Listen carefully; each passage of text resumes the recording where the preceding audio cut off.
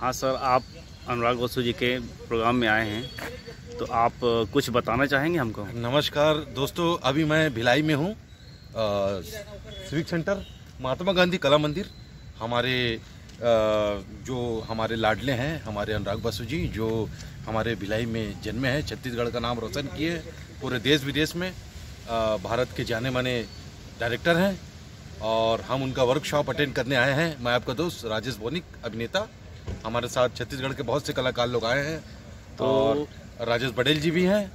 दोस्तों, अभी हम जाएंगे कुछ ही क्षणों के पश्चात और वहाँ का नज़ारा दिखाएंगे आपको, और ज्ञानवर्धक जो चीज़ें हैं, हमारे गुरु हैं अनुराग बसु जी, उनसे दो शब्द हमें कुछ सीखने मिलेगा जीवन में, ताकि हम आगे बढ़ सके। दोस्तों, जय जोहार, जय छत्तीसगढ़, जय भारत। आपसे मिलकर बहुत अच्छा लगा सर, थैंक यू। और थैंक यू फॉर कमिंग। अच्छा लग रहा है, इतनी संख्या में लोग आए हैं। आज पहला दिन है, मुझे उम्मीद नहीं थी, मुझे लगा था बहुत कम लोग आएंगे, क्योंकि आगाज़ है और पहला दिन है आज। मैं तो सुन रहा था इतने अच्छे से, मुझे अपने माइक पकड़ा दिया, बहुत अच्छा लग रहा सबको सुन के। एंड सजल दान जो कहा है, मैं एकदम वाकिफ रहता हूँ उससे, एक्चुअली आई कम्प्लीटली रिलेट। हमारे फिल्मों में ना स्क्रीन पे राइटिंग में स्क्रीन पे लिखता हूँ, एक हमको शुरू में एक मंत्र सिखाया गया है, क्योंकि हमारी हिंदी फिल्में जो है फर्स्ट हाफ सेकंड हाफ इस तरह से, वो 3 एक्ट स्ट्रक्चर होता नहीं है हमारा उतना। तो फर्स्ट हाफ सेकंड हाफ से हम लोग नापते हैं, तो हमको कहा जाता है कि यार जिस फिल्म की फर्स्ट हाफ अच्छी होती है ना, सेकंड हाफ अच्छी होती है। आपने भी सुना होगा। तो हम सबकी सेकंड हाफ अच्छी इसलिए, फर्स्ट हाफ ब्लैक में गुजरा। तो वो ये फर्स्ट हाफ का इफेक्ट ही हमारे सेकंड हाफ में। मैं कई जगह बर्फी की रिलीज के बाद कई लोगों ने, जर्नलिस्टों ने मुझसे पूछा कि यार कहाँ से ये पैदा हुआ कहानियां। मैंने बोला कहानी तो भैया धीरे धीरे दिमाग में आती है, लेकिन जो मेन है बचपन में हमारा exposure to English film, Bhilai में रहते हुए, वो साइलेंट एयर की फिल्म थी, चार्ली चैपलिन और लॉरेल हार्डी।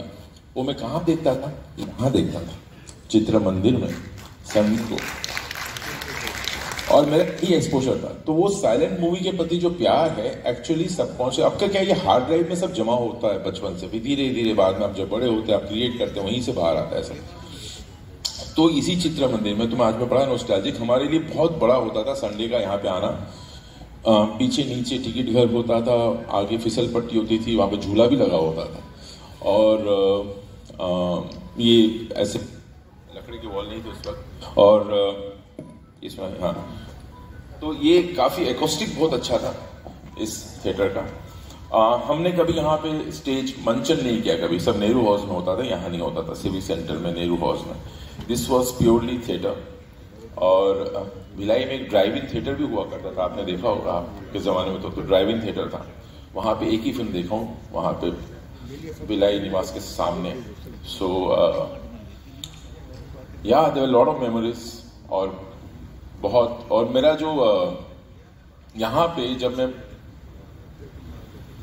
जैसे आप लोग बच्चे लोग जिस तरह से है ना, हमारा भी यही था कि हमको लगा था to for a bright future I have to study hard, I have to give IIT, PET, ये this was my thought also. और मैंने कभी ऐसा सोचा नहीं था मुझे ये करना है। लोग बोलते ना बचपन से, मैंने तो 10वीं में सोच लिया था मैं डायरेक्टर बनूंगा। बेवकूफ बनाते, कोई नहीं सोचता है, कंफ्यूजन रहता है, मुझे भी नहीं था, वो तो चलते चलते हो गया। तो ये शौक था, सिर्फ मेरे मम्मी डैडी का शौक था। पापा कोको वन में काम करते थे, मम्मी स्कूल में टीचर थी। ये शाम को जो है कोको वन के भट्टी से निकलने के बाद शाम को जो है ये एंटरटेनमेंट था, ये ऑक्सीजन था उनका, और हम भी इसी तरह से ही इसी को लेते थे। लेकिन धीरे धीरे ये जो है, तो जैसे उन्होंने कहा, ये पहला जो है, मैं हमेशा कहता हूं, जो मेरी ट्रेनिंग हुई यहाँ पे,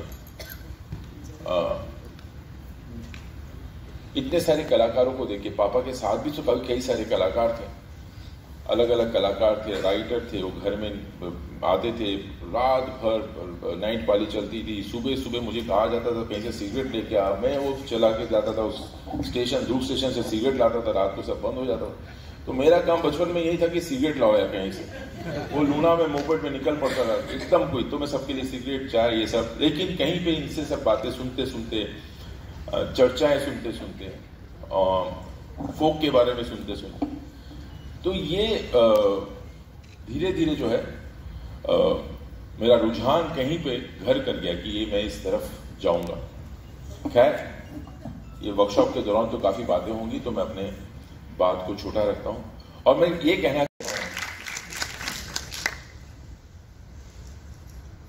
कौन सी मेमोरी आपको बहुत ज्यादा, देखो जिसकी चाइल्डहुड ना बहुत रूखी सूखी होती है ना, उसकी यार 2-3 मेमोरी होती है और वो वही याद कर करके जिंदगी बिता देते हैं।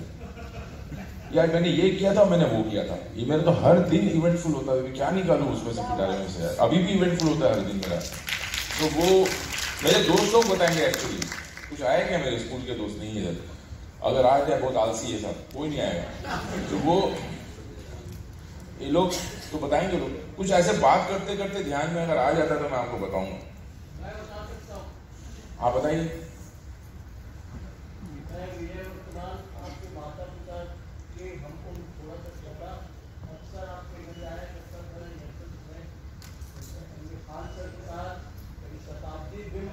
पूरा मैंने देखा है, शताब्दी बिंब को, उसका मंचन भी देखा है।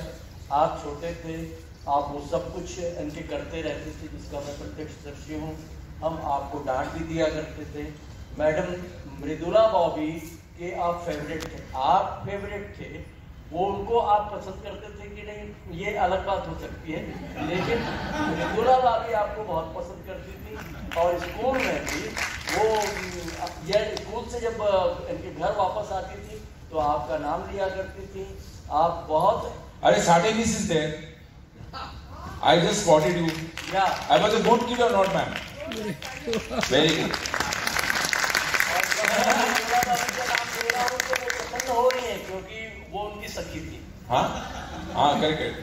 And I met Bobby Miss when वो सेक्टर 4 चले गई थी, और sector 4 she was teaching in sector 4, right? Yeah. Sector 4 में थी। मैं दर्जनों कोचिंग की है मैंने यहाँ पे, सारे चांदवानी सर का भी स्टूडेंट रहा हूँ। मेरे बैच में सबका लग गया था, 3 नालायकों का नहीं लगा, तो मैं समय एक था।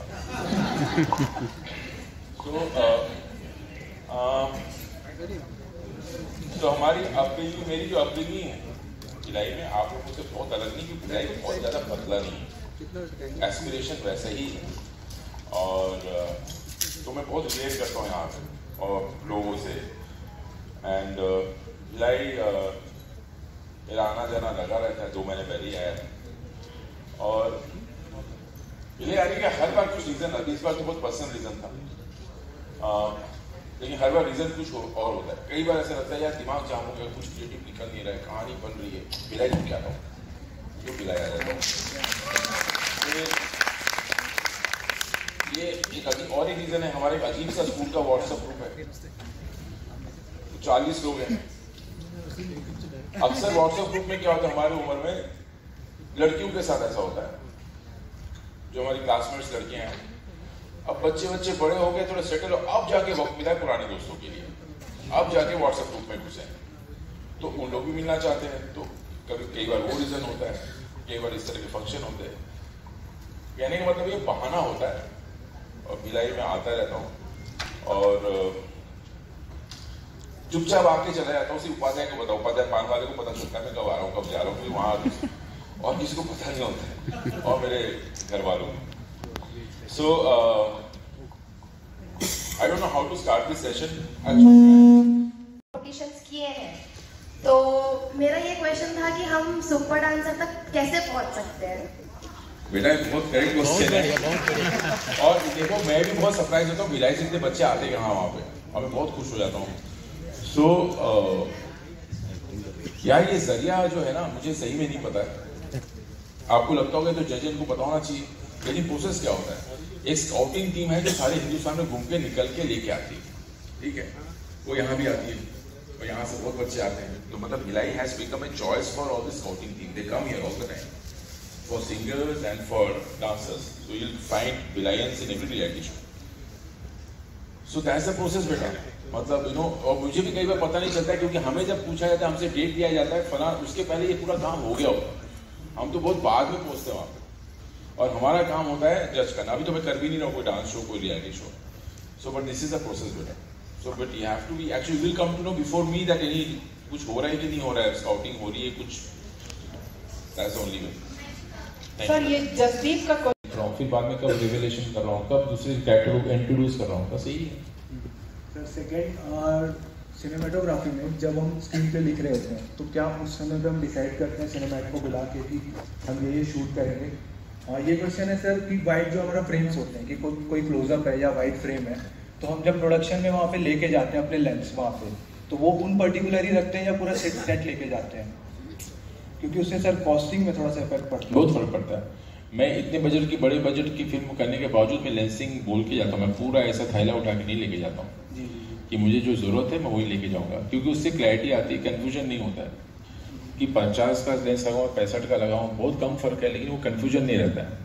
तो एक तो आपका लेंस से आपको लेंस की समझ होना, लेंस से प्यार होना बहुत ज़रूरी है. आप लेंस से जब तक मोहब्बत नहीं होगी ना, आप उसका इस्तेमाल ठीक से नहीं करोगे.